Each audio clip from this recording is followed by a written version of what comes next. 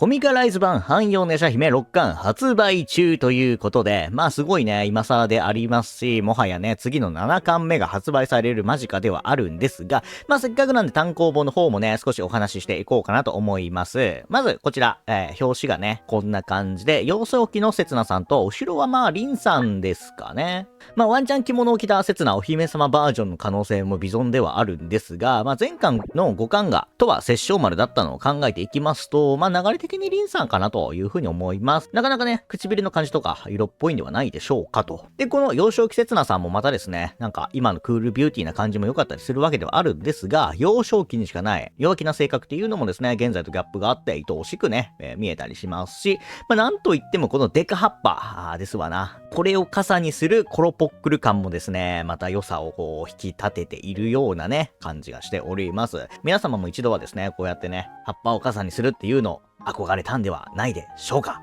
というようなね、可愛らしい表紙になっています。そしてまあ内容的なところはですね、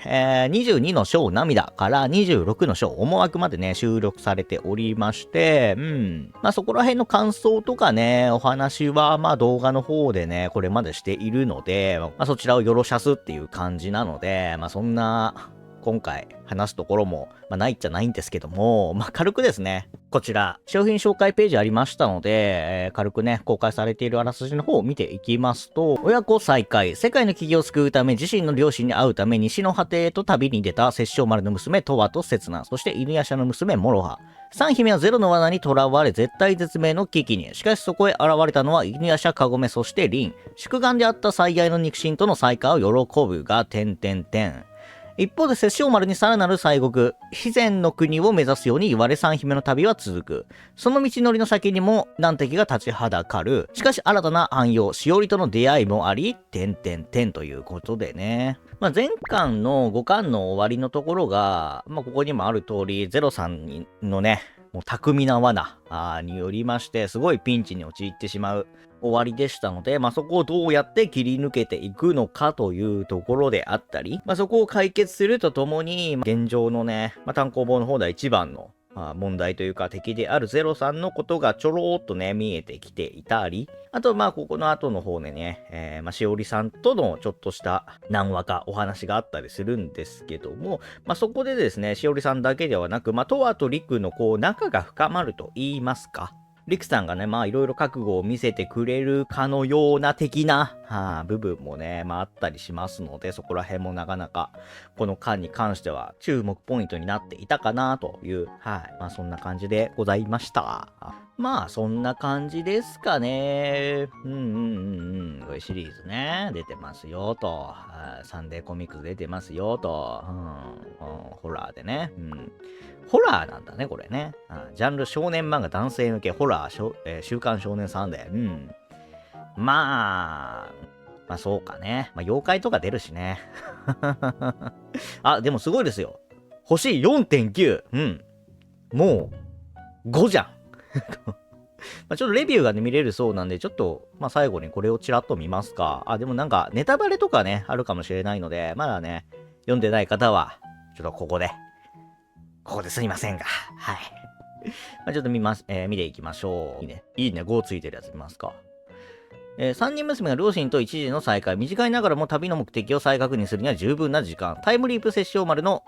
愛情の深さに震える。堺からの船旅ではかつて犬夜叉が結界破りの力を得るために戦った、百鬼コウモリの汎用しおり登場。海の大事屋のお頭で、結界と海音波を操る褐色娘とはなかなかの両キャラ。琥珀と翡翠が合流し、次はいよいよゼロとの決戦かと。そうだね。この次の巻から、7巻からもう完全にね、ゼロさんとのね、まあ話が始まっていくよって感じなんで、まあでも普通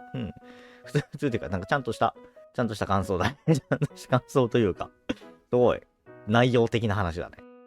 つかの間であっても、再会できてよかったです。旅の目的を再確認、新たな出会いもありました。以前と比べてたくましくなりましたよ。まあ、しおりさんのたくましくなり具合はすごいけどね。全然アニメとは逆転する方向にね、強い女になってしまったというか、いい話ですけどね。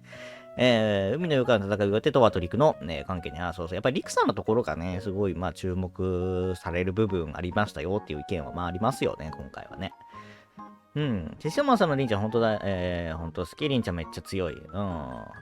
そうだね。うん。りんさんも大活躍みたいなとこありましたからね。その、かりそめの復活のとこでは。で、アニメでは違和感しかなかったリクとトワだけど、コミカライズされて自然な関係。なるほど、なるほど、なるほどね。漫画の方がよりいい関係性に見えてくるところをね、沙織さんは感じたそうです。しかし、リクのベランメイク長というのか、雨の来るかずっと気になってて、なるほどね。そういうあまり、なんか、田舎臭いというかなんだろう、なんて言うんだろう。ベランメイを下町感っていうんですかね。そういう感じよりも、やっぱり丁寧さがね、やっぱりリクさんっていうのはね、最初の方というか、外行きのね、リクさんっていうのはありましたので、内面そういうなんか内なるリクが出てくるのはちょっとみたいな意見もね。なるほど。面